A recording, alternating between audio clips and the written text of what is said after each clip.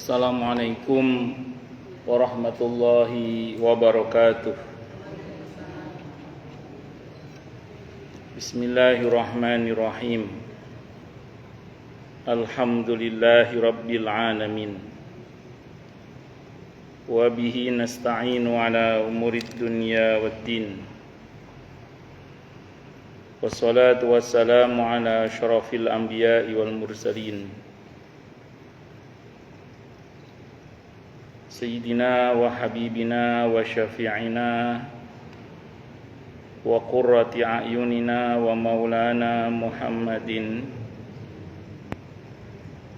wa ala alihi wa ashabihi wa dzurriyyatihi ajma'in, amma ba'd.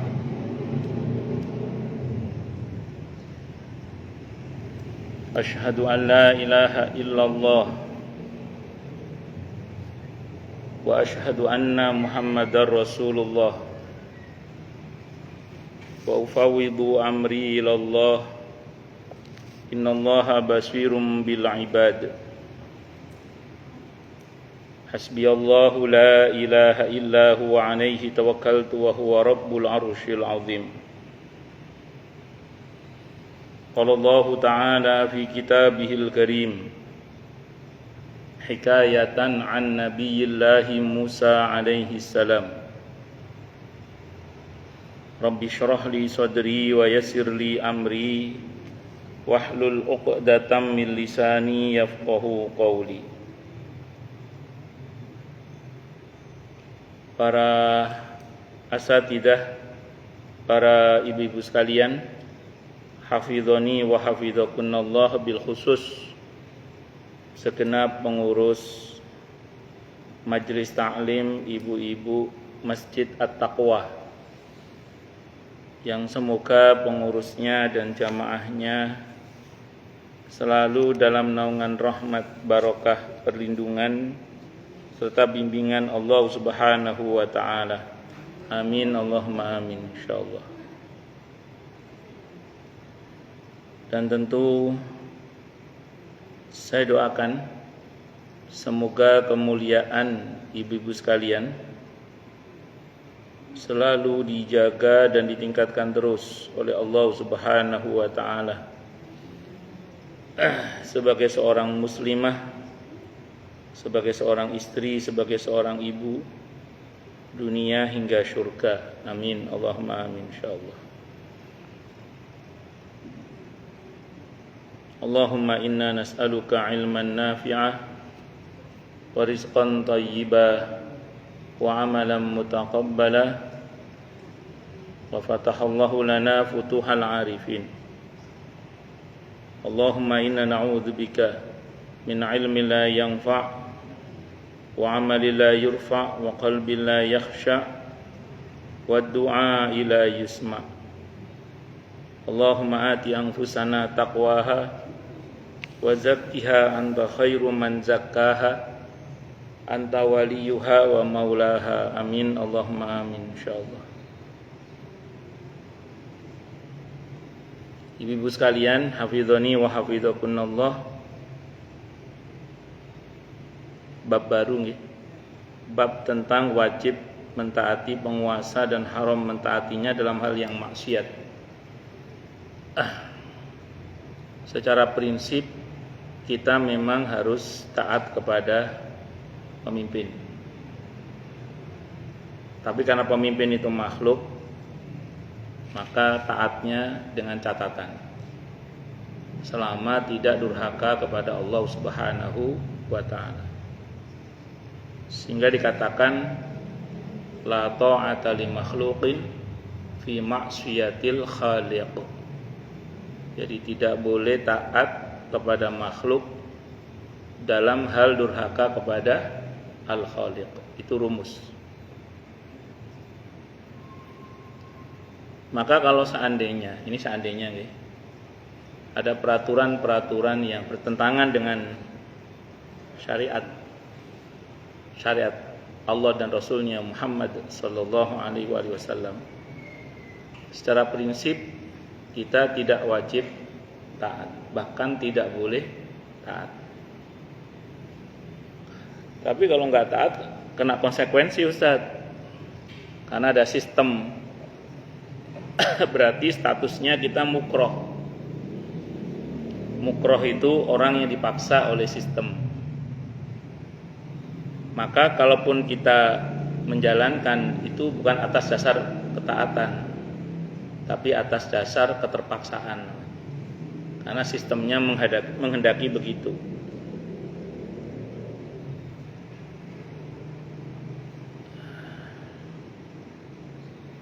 Ya, wallahu a'lam bishawab ya.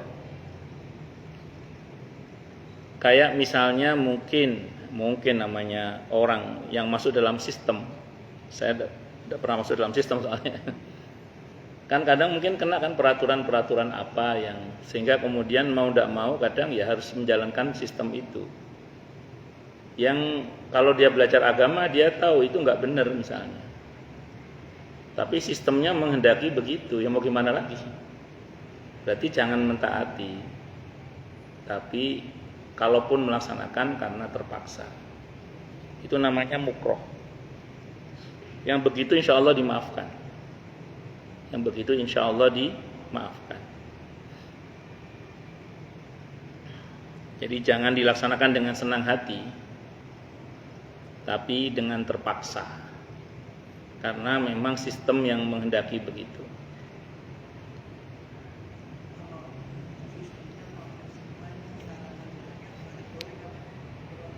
Apa Bu?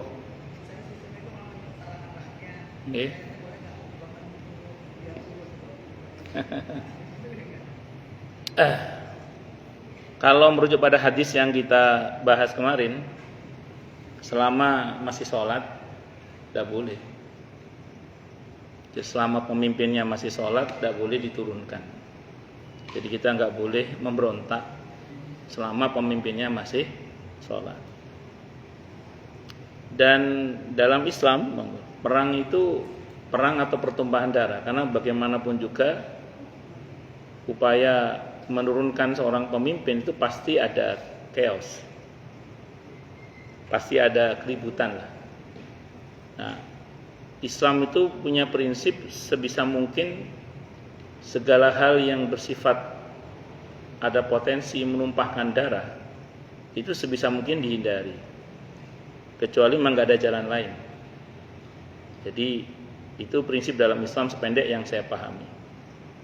Makanya bughah, memberontak kepada pemerintah yang sah, yang pemimpinnya masih sholat, itu prinsipnya terlarang. Itu seperti itu. Sependek yang saya ketahui ya. Cukup kita tidak taati aja. Bahwa kemudian sistem yang ada di sini misalnya menghendaki itu bisa terjadi dengan cara-cara tanpa menumpahkan darah, ya monggo silakan. Itu persoalan lain itu. Tapi konteksnya pun tidak untuk dalam rangka memberontak, tapi lebih kepada untuk menyelamatkan bangsa dan negara ini misalnya. Itu seperti itu. Kalau ada majikan muslim, mama juga kesempatan untuk antara ulama Islam juga punya kesempatan untuk sholat Jumat, lalu sholat yang wajib Jumat.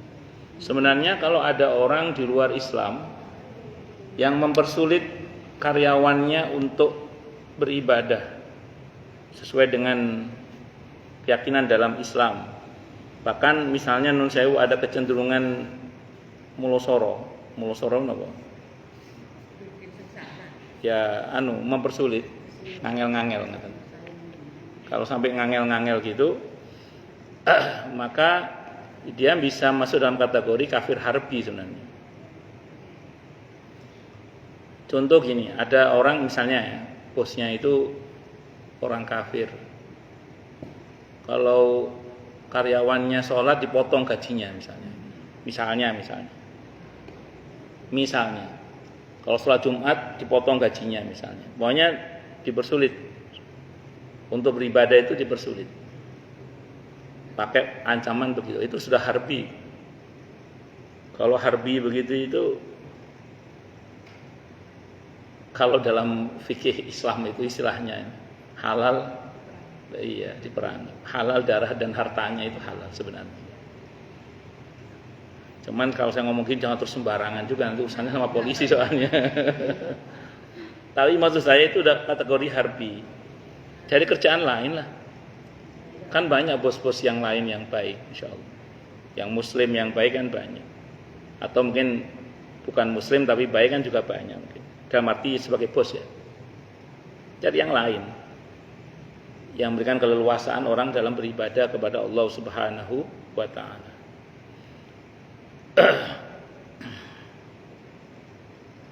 Bisa dimengerti nggih? Jadi saya ulang, tidak wajib taat kalau dalam hal durhaka kepada Allah. Kalau sistem memaksa ya berarti terpaksa, bukan dengan senang hati tapi napa? Terpaksa.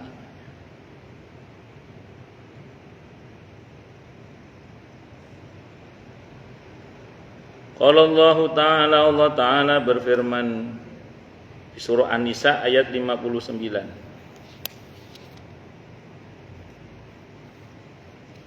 Ya ayyuhalladzina amanu athi'ullaha wa athi'ur rasula wa ulil amri minkum.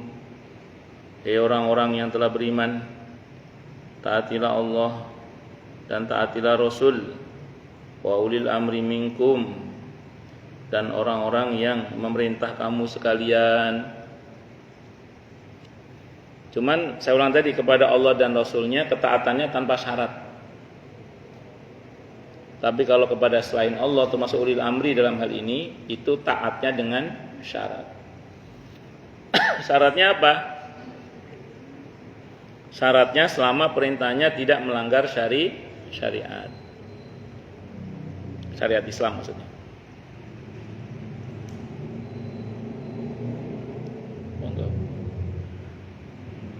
Kalau perintahnya melanggar syariat Islam tidak boleh taat. Saya itu pernah ditanya orang. Ini pertanyaan real, ada orangnya. Jadi ada jamaah saya itu sudah lama tapi tinggal kerja di sebuah Pemkot. Saya nggak sebut nama Pemkotnya ya, takutnya Anda tinggal di dalamnya. Tapi ini kasusnya udah lama. Sekitar tahun 2005-an. Ya udah lama sekali pokoknya. Nanya ke saya beliau, Ustadz, saya ini kan PNS, pada masa itu masih istilahnya masih PNS, sekarang kan udah ASN atau apa namanya. Saya ini kan PNS. Saya itu sering dapat tugas Ustadz dari atasan saya itu untuk nganter suap katanya. Ini gimana Ustaz katanya. Jadi beliau ini sering dapat tugas nganter suap. Entah dari atasannya ke yang lain atau yang lain ke atasannya. Pokoknya dia bagian nganter suap pokoknya. Saya tanya balik ke beliau, Bapak mau jawaban fikih apa jawaban akidah? Saya tanya gitu. Kalau jawaban akidahnya gimana Ustaz? Tinggalkan yang haram karena Allah akan ganti dengan yang halal yang lebih baik. Saya bilang gitu. Nah, nganter suap itu kan haram. Bapak tidak boleh taat. Maka Bapak keluar, tinggalkan yang haram. Maka Bapak akan diganti oleh Allah dengan yang halal yang lebih baik. Apa kata beliau? Jadi ASN itu, jadi PNS itu sulit Ustaz. Lagi pula yang gaji saya kan bukan atasan saya Ustaz. Oh sampean nggak sanggup jawaban akidah. Kalau fikih gimana? Kalau fikih kata dia. Kalau fikih gimana? Kalau fikih ini jawaban saya. Status jenengan ini kan mukroh. Mukroh itu dipaksa oleh sistem. Pertaruhannya bisa dimutasi ke yang bagian tidak enak lah pokoknya. Gampangannya di posisi yang gak enak, bukan gak enak, gak enak. Bahkan bisa jadi ada potensi berhenti, bisa jadi karena menentang apa pimpinannya, misalnya gitu. Pokoknya resikonya berat. Nah, berarti status jenengan ini mukroh. Mukroh itu dipaksa oleh pimpinan untuk berbuat sesuatu yang nggak benar. Saya bilang sama beliau gini, jangan kerjakan semua itu dengan senang hati, saya bilang. Karena mukroh itu kan dimaafkan karena dipaksa oleh sistem. Maka saya pesankan, jangan kerjakan semua itu dengan senang hati. Saya tidak mengatakan kerjakan dengan terpaksa. Karena kalau saya mengatakan kerjakan, berarti kan saya nyuruh ngerjakan. Saya tidak mengatakan kerjakan dengan terpaksa. Saya menggunakan redaksi, jangan kerjakan semua itu dengan senang hati. Maksudnya ya karena dipaksa oleh sistem, ya terpaksa, mau gimana lagi, mau dipaksa oleh sistem. Alhamdulillah sekarang beliau jabatannya bagian yang disuap sekarang. Setelah sekian puluh tahun, 20 tahun berlalu, sekarang jabatannya bagian yang disuap. Tapi beliau berusaha untuk menghindari suap-suap itu. Kecuali satu kata beliau, yang nggak bisa menghindari. Saat itu ya nggak tahu sekarang bisa apa enggak. Pulsa katanya. Tidak bisa menghindari yang pulsa itu. Sudah kita kirim Pak pulsa 1 juta. Sudah kita kirim Pak pulsa sekian juta. Pulsa kan bisa buat bayar-bayar sekarang kalau sekarang. Karena dia nggak bisa ganti nomor HP karena orang tahunya kan HP itu. Kata kalau migrasi ke pasca bayar harusnya bisa sih harusnya. Ya, saya nggak tahu bisa apa enggak. Wallahu a'lam bishawab. Hanya migrasi tempat duduk lah jenengan. Kedinginan. Oh, nggih. Lanjut nggih. Jadi saya ulang, kalau sistem yang memaksa maka jangan kerjakan dengan senang hati. Jadi kalaupun mengerjakan dengan apa tadi Bu? Terpaksa. Sebenarnya kondisi-kondisi seperti ini jamak terjadi Bu. Pada sebagian orang terutama yang masih memegang idealisme di dalam hidup, prinsip-prinsip hidup. Dan ini memang nggak mudah bagi orang-orang yang berpegang pada prinsip ketika berhadapan dengan sebagian orang yang bobrok. Wong di kementerian yang katanya ada agamanya, malah yang nggak ada itu agama katanya kan gitu. Katanya. Tapi saya nggak tahu betul apa enggak. Tapi maksud saya hal-hal bobrok itu jamak terjadi di mana saja sih sebenarnya. Nah, bagi orang-orang yang punya prinsip dan berpegang pada prinsip idealisme dalam hidup, ketika ketemu sama yang bobrok ini kan hati nurani itu berontak. Berontak. Maka kalau jawaban akidah itu tidak semua orang sanggup. Tapi kalau sanggup dan penuh keyakinan, insya Allah ya Allah tampakkan sebenarnya. Kayak misalnya dia diperintah oleh bos, yang kalau dia kerjakan bosnya senang tapi Allah murka. Kayak tadi kan suap tadi misalnya. Kalau dia taati kan bosnya senang, tapi kan Allah murka. Nah, pertanyaannya, mau ambil risiko dimarahi bos apa dimarahi Allah itu? Kalau ngambil risiko dimarahi Allah asal bos senang, ketika Allah murka bos nggak bisa bela dia. Tapi ketika dia memilih Allah, ketika bos marah, Allah berkuasa melindungi dia.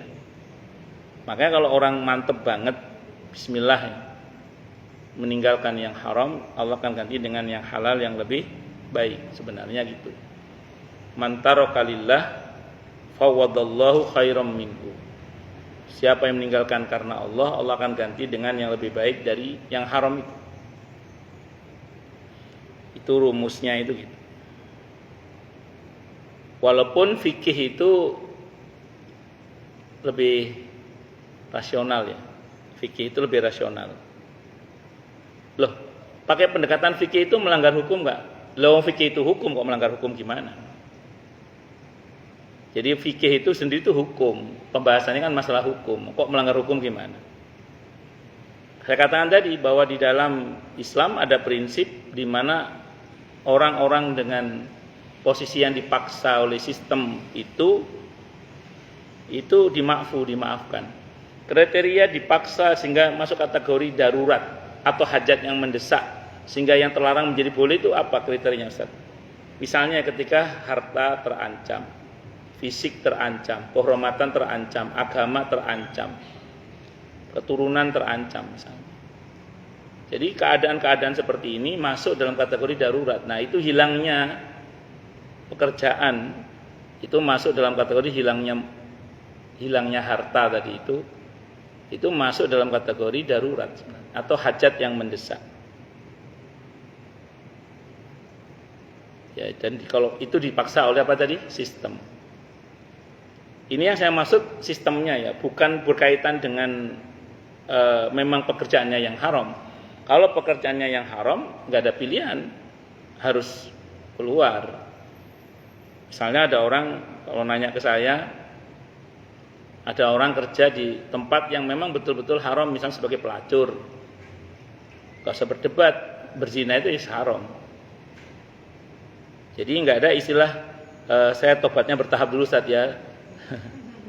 Saya 2 minggu lagi dia mau tobat, misalnya nggak bisa gitu. Harus segera karena ini perkara-perkara yang haram. Itu seperti itu. Atau bekerja di pabrik-pabrik minuman keras misalnya gitu. Itu kan sesuatu yang memang semua sepakat itu haram. Gak usah berdebat, itu haram, minuman keras itu kan haram sudah. Terus nanya orang, kalau bank bagaimana Ustaz? Pajak bagaimana? Biaya cukai bagaimana? Asuransi bagaimana? Nah, itu lembaga keuangan yang ulama berdiskusi tentang hukum gaji kerja di dalamnya. Kalau sering saya sampaikan, riba itu haram, titik ya. Tapi bagaimana hukum kerja di lembaga-lembaga keuangan seperti yang saya sebutkan tadi itu, ulama berbeda pendapat. Ini bukan kata saya, ini fakta fikih namanya. Dari mana kita tahu? Ibu-ibu kalau baca fatwa Lajnah Daimah Saudi misalnya, atau di teman-teman Rojak CS yang serupa, jawabannya saya kira jelas kan.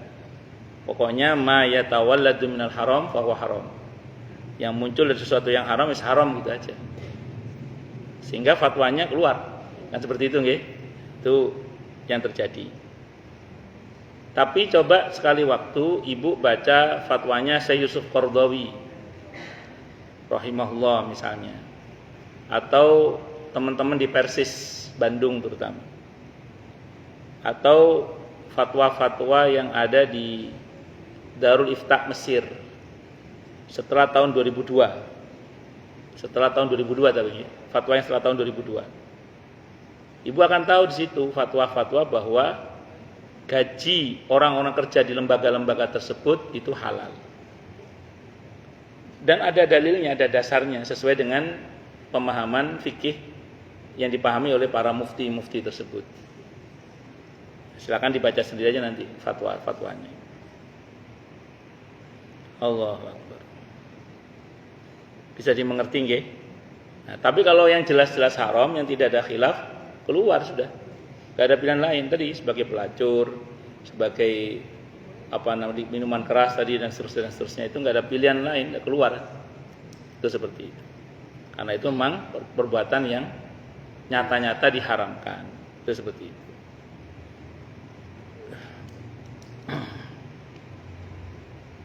Bon, lanjut.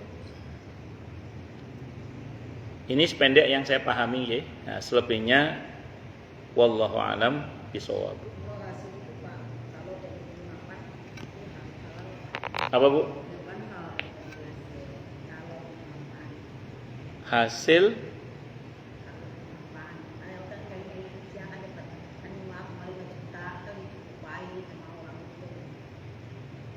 dia mau kerja nyuap gitu maksudnya. Terus gajinya nanti halal apa enggak gitu. Ada ordal. Orang ada yang bawa. Kalau dia melamar dengan cara yang benar dan dia berhak mendapatkan pekerjaan itu sebenarnya, cuma dipersulit oleh oknum dan dia tidak bisa mengambil haknya kecuali dengan bayar, itu babnya bab perampokan namanya itu.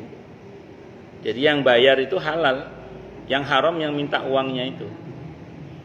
Kecuali dia ada main. Ada main itu maksudnya gini. Ya, ada uang pelicin biar akhirnya menyisihkan yang lain. Padahal dia tidak punya kompetensi misalnya. Yang begitu tidak boleh kalau.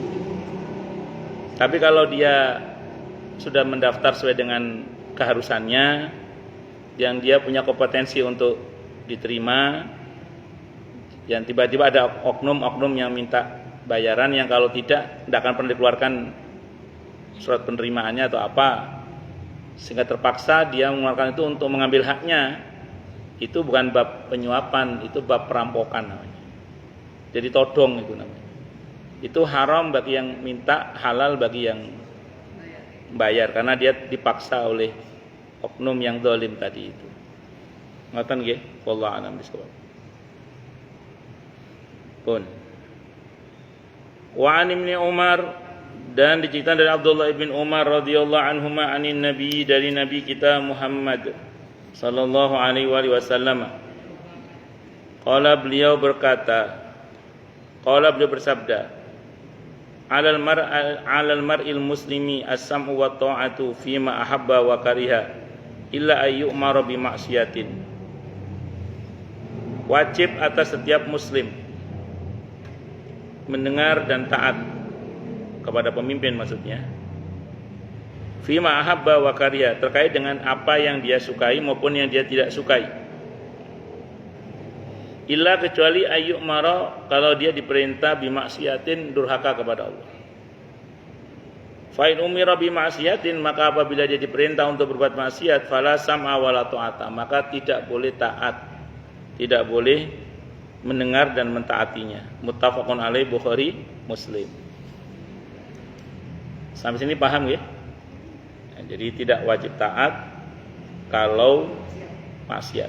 Tapi kalau bukan maksiat, wajib taat. Itu prinsip, baik itu kita suka maupun kita tidak sukai.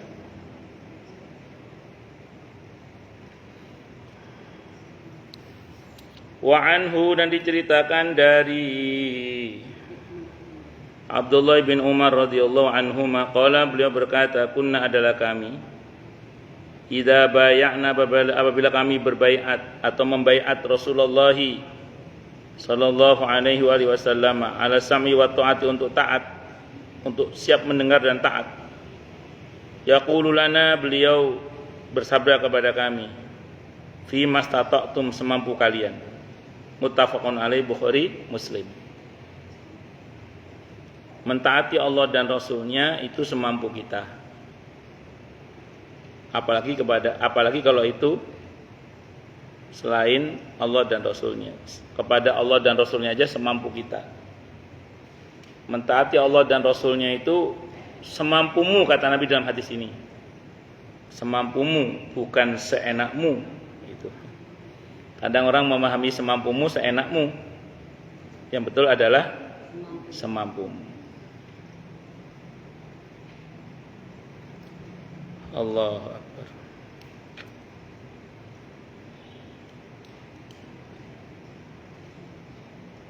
Di dalam Islam itu ada satu rumus, ya, di mana kita ini memang tidak dituntut oleh Allah di luar kemampuan kita. Itu rumus itu. Kalau bahasa Al-Qur'annya, la yukallifullahu nafsan illa wus'aha. Itu rumus. Makanya kan perihal kewajiban baik kepada Allah maupun pada sesama, kita itu tidak dituntut di luar kemampuan kita. Sehingga misalnya sholat saja, yang notabene wajib banget, bahkan sehari 5 kali, 17 rakaat jumlah rakaat aslinya. Itu kalau kita cermati, itu aturannya menjadi sangat ketat memang ketika kondisi longgar. Tapi menjadi mudah aturannya ketika keadaan sulit. Mas, saya sering tanya orang itu berkenaan dengan sholat karena kondisi yang sedang kurang baik atau sedang kurang sehat atau apalah. Maka saya sampaikan prinsip ini, bahwa dalam Islam itu ketika kondisi seseorang itu sulit untuk mengerjakan sholat dengan sempurna, maka aturan sholat itu menjadi mudah. Dan itu sudah terjadi di masa Nabi kita Muhammad Sallallahu Alaihi Wasallam.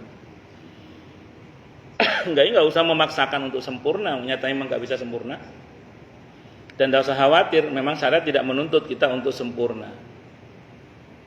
Yang Allah tuntut adalah kita mentaatinya semampu kita. Itu satu. Beberapa memang kalau Allah takdirkan misalnya bisa sembuh, sehat walafiat kembali. Kalau dirasa kemarin beberapa sholatnya kok merasa kurang sempurna, terus ya i'adah, mengulang, itu bagus sekali. Walaupun saya tetap berpegang pada prinsip dalam kaidah tentang rukhsah yang diambil itu sudah sah dan tidak ada kewajiban mengulang. Itu prinsip yang saya pegang. Namun dalam kalangan para ulama memang populer istilah apa? I'adah. Dan di masa Nabi sudah terjadi juga hal itu dan Nabi tidak mempersoalkan. Saya sering contohkan, ada dua orang yang tayamum karena tidak ada air. Selesai sholat nemu air. Yang satu ngulang sholat dengan wudu, yang satu tidak. Ketika disampaikan kepada Nabi kita Muhammad Sallallahu Alaihi Wasallam, kepada yang mengulang itu Nabi mengatakan kamu dapat 2 pahala karena mengulang. Yang tidak mengulang Nabi katakan asabta sunnah, kamu udah benar. Yang nggak ngulang harus benar, kata Nabi. Yang mengulang dapat pahala 2. Seperti halnya ketika ada 2 orang laki-laki yang sowan menghadap kepada Nabi kita Muhammad Sallallahu Alaihi Wasallam, sementara Nabi sedang sholat jamaah. Tapi 2 orang ini nggak ikut sholat. Selesai sholat Nabi bertanya, apakah anda berdua muslim? Kami muslim ya Rasulullah. Kalau bahasa kita ini mampu riwayat, kenapa tadi nggak ikut jamaah bersama kami? Kami sudah menjamak sholat kami di kemah. Jadi sudah menjamak sholatnya di kemah. Apa sabda beliau? Lain kali kalau kalian datang pada satu kaum, ini aukamakal, mafhum riwayat ya, dan kalian melihat kaum itu sedang sholat, ikutlah kembali sholat bersama dengan mereka. Tapi Nabi tidak mewajibkan. Berarti sholatnya yang di kemahnya itu sudah sah. Cuman memang Nabi menganjurkan untuk diulang. Kalau pas datang di satu tempat, di situ sedang ada sholat berjamaah. Tapi ini konteksnya mungkin laki-laki ya. Kalau perempuan mungkin tidak masalah kan, orang maklum lah. Kalau laki-laki kan waku. Ada orang jamaah, kungku-kungku di depan kan waku. Jadi yang patutnya nggak ikut apa? Jamaah. Itu mengulang i'adah namanya. Monggo lah aturan yang lain monggo. Semuanya memudahkan. Makanya agama ini disetting oleh Allah sedemikian rupa sesuai dengan fitrah manusia. Dan tidak ada satupun ajaran dalam agama ini yang bertentangan dengan fitrah manusia. Kalau ada tunjukkan coba. Mana coba? Itu Ustaz jihad. Kan itu resikonya mati. Loh, kalau enggak dilawan, resikonya lebih parah lagi. Ada musuh nyerang, terus kita enggak ngelawan. Loh, itu lebih parah lagi nanti yang terjadi. Karena kondisi penjajahan itu lebih kejam daripada pembunuhan dalam konteks perang ya. Makanya kita diperintah untuk melawan. Itu pun yang wajib melawan hanya yang punya memang kewajiban jihad. Dan tidak semua punya kewajiban jihad. Itu seperti itu. Dan tidak sepatutnya pula semuanya maju ke medan jihad. Harus ada sebagian yang menuntut ilmu syar'i. Kalau sholat kemudian saya mengulang Pak. Kalau kurang saya kembali. Ibu sholat apa? Wajibnya kelebihan. Terus? Kelebihan. Saya mengulang, dah jemaahnya. Tok, ulang dah. Kalau saya prinsipnya kalau kurang tambahin. Nah kalau lebih nggak usah langsung ulang. Kalau kurang ditambahi, kalau lebih Enggak usah. tidak usah ngulang, tapi sujud sahwi dua-duanya. Ya. Ya, dua-duanya sujud sahwi. Ngoten nggih? Pun lanjut. Wa anhu, dan diceritakan dari Ibnu Umar radhiyallahu anhuma. Qala, beliau berkata, sami'tu, aku mendengar Rasulullah sallallahu alaihi wasallam. Yaqulu, beliau bersabda, man khala'a yadan min ta'atin laqiyallaha yaumal qiyamati wala hujjata lahu. Man, barang siapa yang lepas tangan dari ketaatan, maka laqiyallaha, dia akan ketemu dengan Allah yaumul qiyamah, pada hari kiamat, wala hujjata lahu, dan dia dalam keadaan tidak punya hujjah atau alasan yang bisa menyelamatkan dia, enggak punya dia. Waman mata walaysa fi unuqihi bai'atun mata mitatan jahiliyatan. Dan barang siapa yang mati sementara di dalam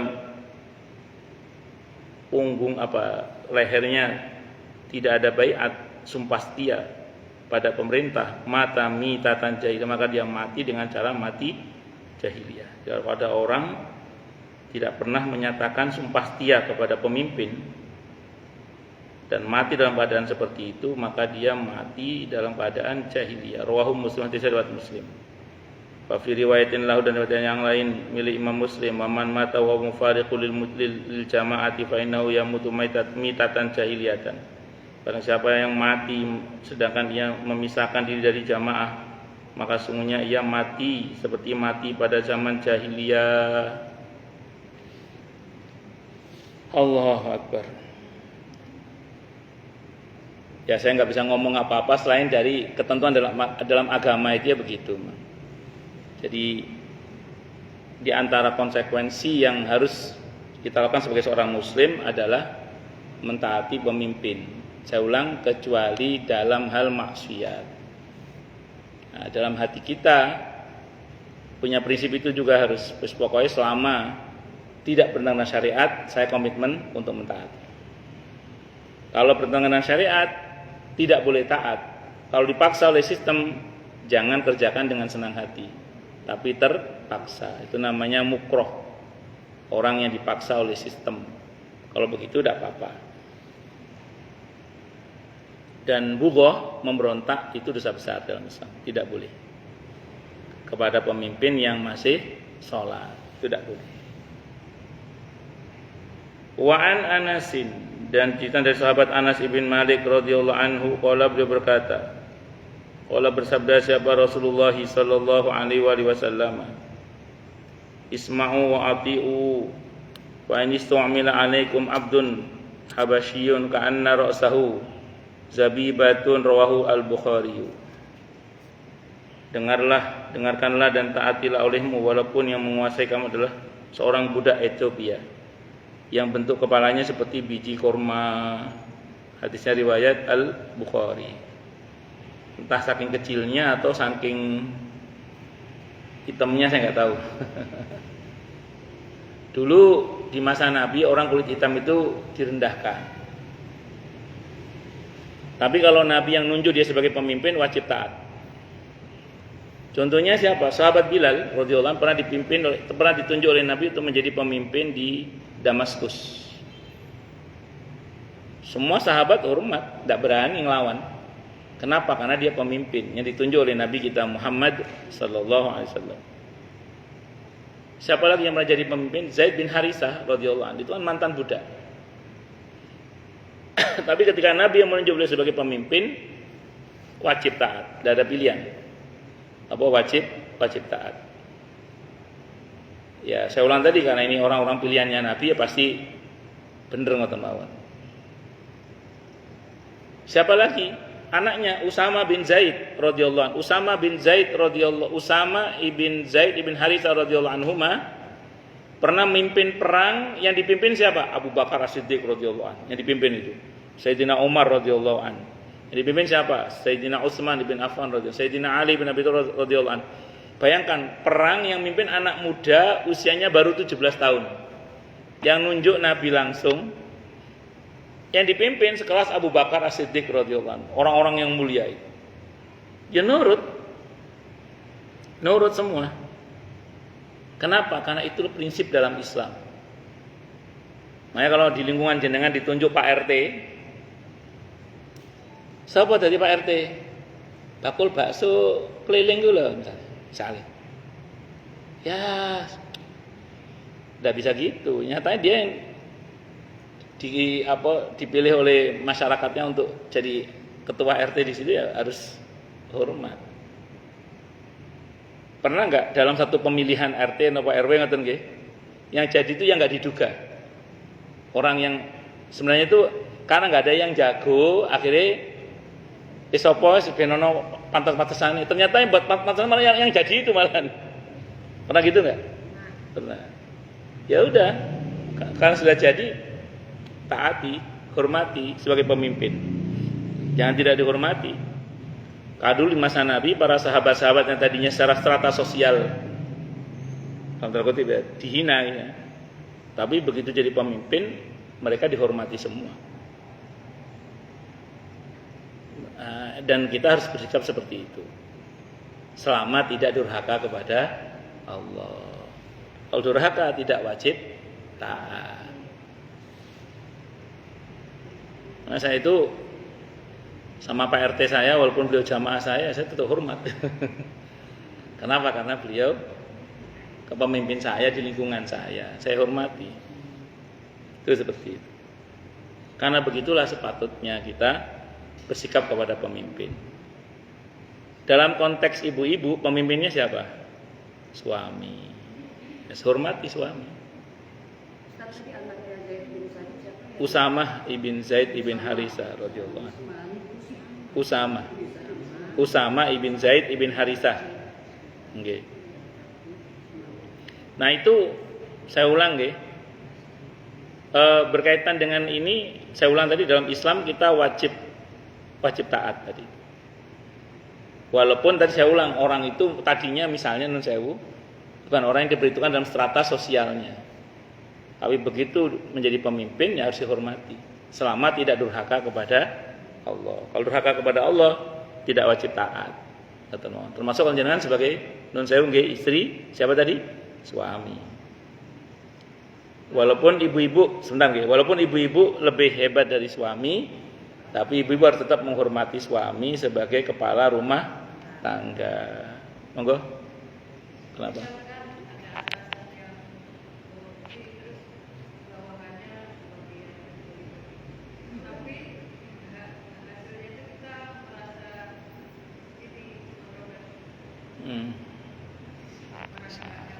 Saya pernah ditelepon oleh jamaah. Saya nggak tahu jamaah mana, lupa saya. Mohon maaf kalau ternyata orang sini, saya lupa, mohon maaf. Beliau nelpon saya gini. Ustadz, ini ada teman saya datang, Ustadz. Beliau ini punya anak yatim. Jadi beliau ini punya anak yatim, ngasuh beberapa anak yatim. Ustadz, ini ada teman saya datang, dia ngomong ke saya, kamu mau nggak itu di mobil ada duit hitam? Ya duit hitam. Duit hitam itu apa? Kata jamaah saya itu nanya. Itu di kantor itu ada korupsi bareng-bareng. Korupsi jamaah. Iya, korupsi bareng-bareng. Saya tidak mau sebenarnya. Tapi sistem menghendaki saya dapat bagian, dia bilang gitu. Tapi kalau kasus sudah ingkrah sekian puluh tahun yang lalu, udah lama, nggak tahu siapa yang juga nelfon saya itu. Zaman masih belum WA, masih telepon biasa itu, seluler. Itu dia bilang sama saya, kalau kamu mau ambil aja buat anak-anak yatim kamu itu, katanya. Beliau nanya ke saya, gimana Ustaz, saya terima apa enggak ini? Kan duit hitam ini. Dia nggak mau ikut korupsi, cuman sistem menghendaki beliau dapat bagian. Karena itu ya itu bareng-bareng itu. Akhirnya Saya jawab, terima aja Bu, saya bilang. Karena kan dia bukan mau begitu kan, dia dipaksa oleh keadaan sehingga dia dapat bagian. Terima saja. Cuman ngomong sama temen ibu gini, kamu jangan niat sedekah ya. Kamu jangan niat sedekah ke anak-anak yatim saya. Karena kalau sedekah tidak diterima oleh Allah. La yaqbalullahu shadaqatan min ghulul. Allah tidak mau terima sedekah dari hasil markup, korupsi. Enggak mau terima Allah. Terus niatkan mengembalikan hak. Jadi niatkan mengembalikan hak. Karena di undang-undang kita itu ada kata-kata gini. Orang miskin dan anak terlantar dipelihara oleh negara. Ini kan anak-anak yatim kan. Dan jangan niat sedekah. Kalau niat sedekah Allah enggak mau terima. Niatnya apa tadi? Mengembalikan hak. Gitu Bu ya. Jadi jangan niat sedekah, tapi niatnya mengembalikan hak.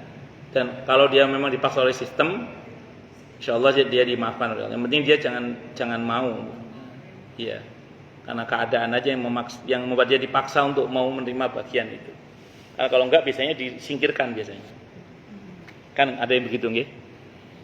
Allahu Akbar. Nggih.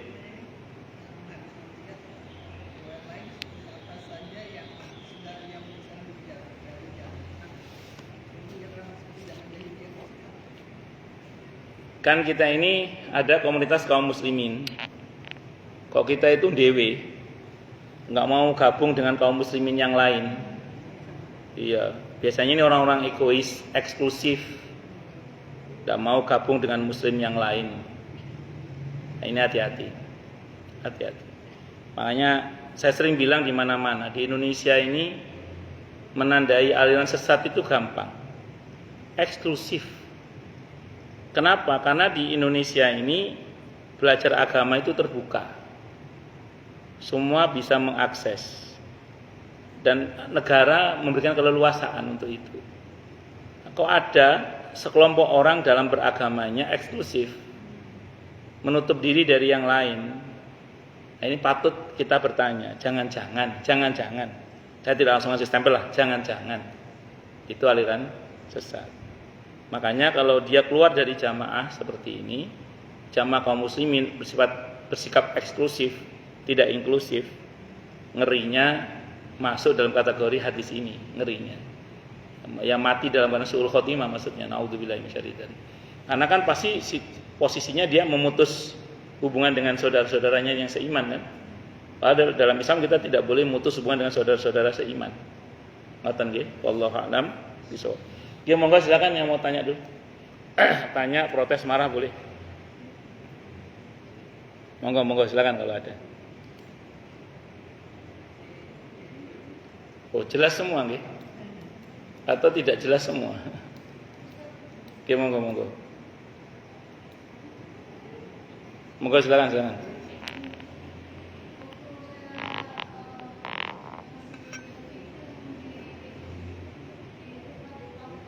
Oke.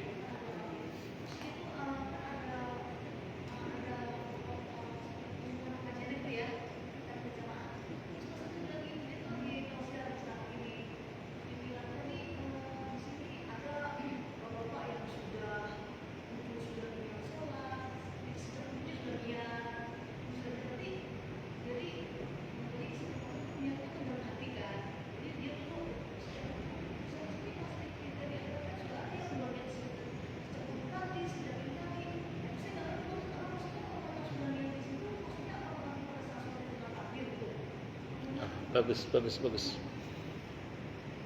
Di fikih itu ada pendapat yang mengatakan begini, di fikih itu. Orang yang berniat sholat itu boleh, tapi ini pendapat ya, tidak semua ulama sepakat. Boleh berniat sholat itu dari rumah, boleh. Ibu berangkat dari rumah, niat sholat fardu zuhur di Masjid At-Taqwa ini, menjadi makmum karena Allah Ta'ala, dan niat dalam hati itu. Asal ibu tidak berubah niatnya sampai waktu sholat, itu sah. Tapi kalau berubah harus niat lagi. Contoh, ibu qobliyah dulu kan, Oh, udah berarti berubah niatnya, niat lagi harus itu. Atau sudah fokus mau niat sholat, mau ngaji, kok ada warung enak, mampir dulu makan, berarti berubah niatnya makan, berarti nanti setelah makan tata lagi niatnya, gitu. Jadi fokus dari rumah sampai waktu sholat itu boleh, tapi dengan catatan tidak berubah. Iya, asalkan tidak berubah loh ya. Tapi kalau berubah nggak bisa. Kayak sekarang ini ibu nggak bisa ngaji dulu. Pasti kan begitu ngaji niatnya ngaji dulu kan. Itu namanya berubah. Setelah ngaji baru niat lagi. Tapi nanti adzan qobliyah dulu, berubah lagi kan. Udah bisa, tetap nanti harus baru niat lagi. Itu yang saya tahu itu pendapat Imam Juwaini, Imamul Haramain. Beliau bermadzhab Syafi'i, cuman dalam hal ini beliau berbeda dengan pendapat yang utama dalam hal ini. Wallahu a'lam bishawab. Sependek yang saya pelajari ya. Oke, monggo yang lain silakan. Oke, monggo Bu.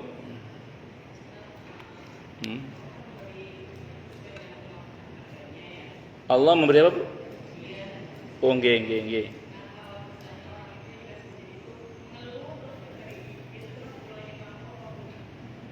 Baik. Harus ibu pahami ada ujian, ada peringatan, ada adab. Kalau ujian pasti terukur kalau ujian. Karena la yukallifullahu nafsan illa usaha. Kalau peringatan nggak diukur Bu. Mau sanggup mau nggak sanggup sikat aja dah. Yang ketiga adab. Kalau adab lebih dari diukur lagi, suka-suka Allah udah. Cuman baiknya Allah nggak suka mempercepat adab sih. Maka dalam hal ini kalau orang itu ingin tahu apakah yang terjadi pada dia ujian, peringatan atau adab, itu hendaklah dia konfirmasi sebelumnya dia ngapain. Ini kita tidak untuk menilai orang lain ya, tapi untuk menilai diri kita sendiri. Sebelumnya kita ngapain? Kalau ujian itu Allah firmankan di surah Al-Baqarah 155 itu. Walanabluwannakum bisyai'im minal khaufi wal ju'i wa naqsim minal amwali wal anfusi was samarat wa basyiris sabirin. Sungguh akan kami uji kalian.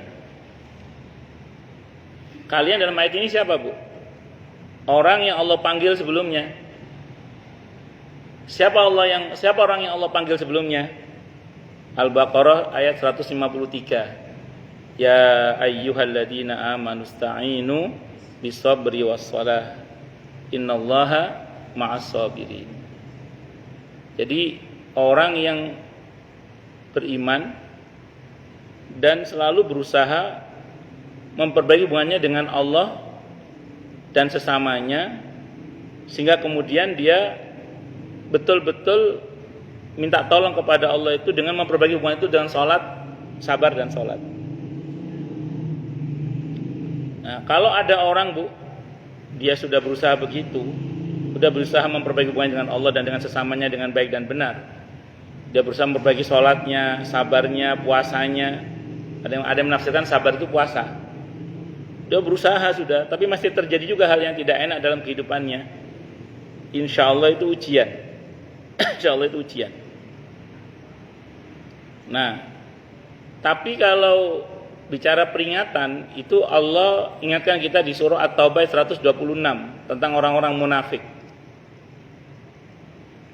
Apa kata Allah? Awala yarawna annahum yuftanuna fi kulli amin marratan aw marrataini tsumma la yatubuna wa lahum yadhakkarun.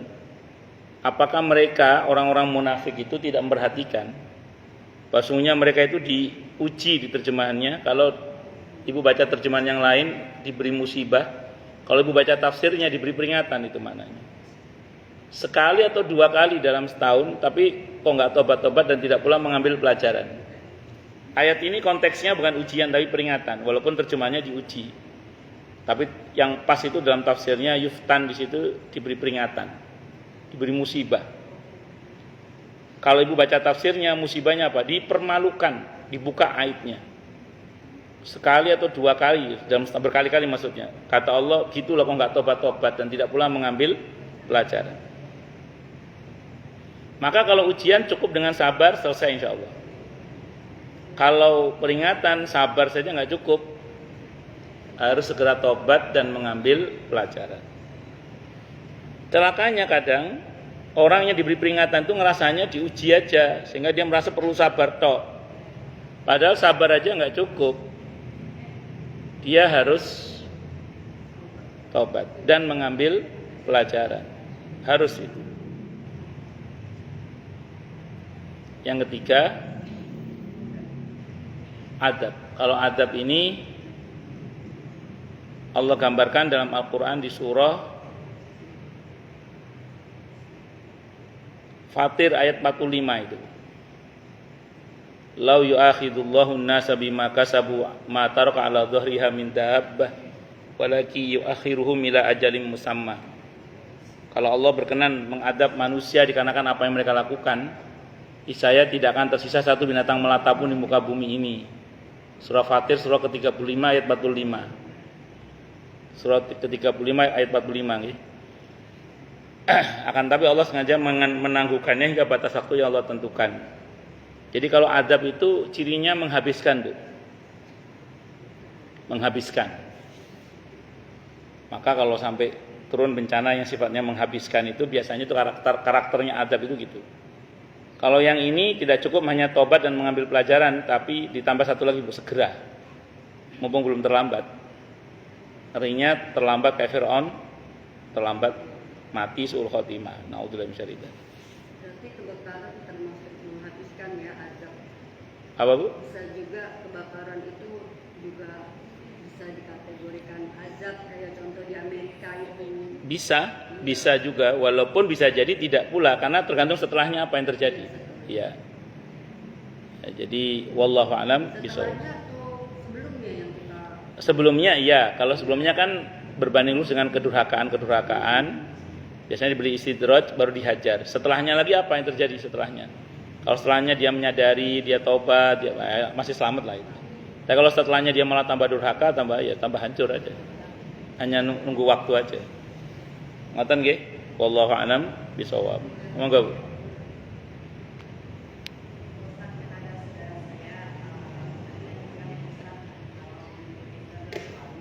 Nggih.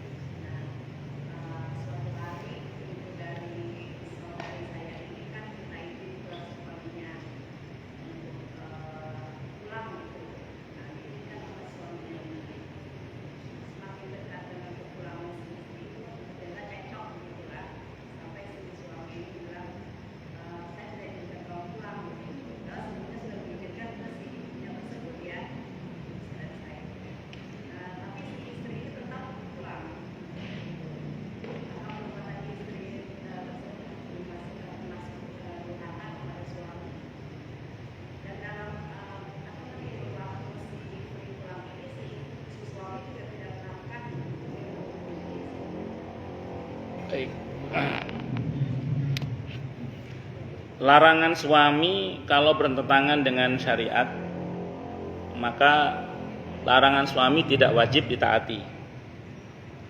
Pertanyaannya, suami udah ngomong ke isi ibunya boleh pulang, tapi depan istrinya ngomongnya beda,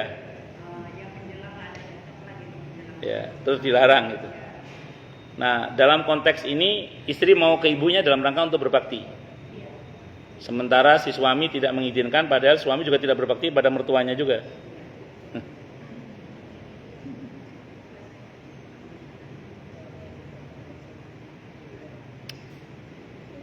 Agak dilema jawabannya. Dalam konteks yang dimaksud kalau si istri bisa menegosiasi suaminya untuk merelakan sih itu lebih baik. Tapi kalau tidak, silakan dipertimbangkan saja, karena begini, kalau memang kebijakan suami itu adalah kebijakan yang berdampak kepada putusnya silaturahim antara orang tua dengan anaknya, maka larangan suami itu bisa tidak ditaati, tidak masalah. Dalam fikih itu ada contoh gini, ada seorang suami melarang istrinya datang ke majelis taklim, sementara dia sendiri tidak bisa ngajari istrinya, maka larangan suami ini tidak berlaku. Nggak berlaku. Kenapa? Karena dia tidak bisa memenuhi hak istrinya untuk belajar agama. Maka kalau dilanggar dia tidak berdosa, istrinya tidak berdosa. Malah suami yang melarang itu dia berdosa karena melarang istrinya untuk belajar agama. Saya kira itu nih. Nah sama, nanti dikiaskan aja ke situ. Kalau memang itu karena suami yang zalim kepada istri dan mertuanya, sehingga terpaksa misalnya diterjang larangan itu, insya Allah itu tidak ada masalah secara hukum ya. Walaupun kalau ini karena ini masalah rumah tangga, sepatutnya lah dinegosiasikan secara baik-baik. Cukup dulu Bu ya, sudah hampir zuhur. Kita tutup dengan hamdalah. Alhamdulillahirabbil alamin. Semoga kajian kita bisa bermanfaat, mubarakah fi dini wa dunya wal akhirah untuk kita, keluarga kita dan seluruh umat Islam semuanya. Dan mudah-mudahan kita semua dijadikan oleh Allah sebagai orang-orang yang sukses dunia akhirat, selamat dunia akhirat, bahagia dunia akhirat, dan dipermudah urusan kita oleh Allah fi dini wa dunya wal akhirah. Semoga Allah limpahkan hidayah selalu untuk kita, semoga Allah tingkatkan selalu hidayah untuk kita, dan semoga Allah berikan hidayah untuk siapapun yang melihat kita. Subhanakallahumma bihamdika asyhadu an la ilaha illa anta astaghfiruka wa atubu ilaik. Sallallahu alaihi Muhammad wa ala alihi wasallam. Saya mohon maaf. Wassalamualaikum warahmatullahi wabarakatuh.